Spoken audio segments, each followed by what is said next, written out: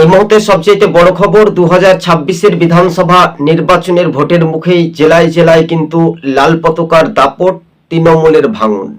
দেখুন, আমরা যদি একটা পরিবেশন বা পরিবর্তনের হাওয়া আমরা দেখতে পাই, তাহলে তৃণমূলের বিরুদ্ধেই মানুষ কিন্তু দিকে দিকে বিরোধী রাজনৈতিক দলগুলিদের উপর ভরসা রাখছে। সিপিএম তাদের যদি ভোটটা যদি পুরোপুরি যদি পায়, মানে সঠিক পর্যালোচনাতে যদি 20% ভোট পায়, তবেও তৃণমূল কিন্তু হেরে যেতে পারে। তাই এবার তৃণমূলের যে জুলুম বা অত্যাচার বাংলার মানুষ দেখেছে, কেউ কয়লা চোর, কেউ ফাইল চোর, কেউ সোনা চোর, কেউ চাকরি চোর, এই চোরদের বিরুদ্ধে আপনাকে কি সেই রকম কি পদক্ষেপ নিতে হবে বাংলার মানুষ? আর সেই দিকে না তাকিয়ে রাজ্য রাজনীতিতে এবার কিন্তু সিপিএম এর যোগ।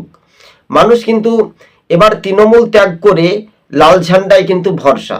দেখুন, সরকারকে নিয়োগ করে সাধারণ মানুষ, ভোটার বিয়োগ করবে, অর্থাৎ সাধারণ মানুষই বিয়োগ করে একেবারে মাইনাস করে ছাড়বে, তাই না?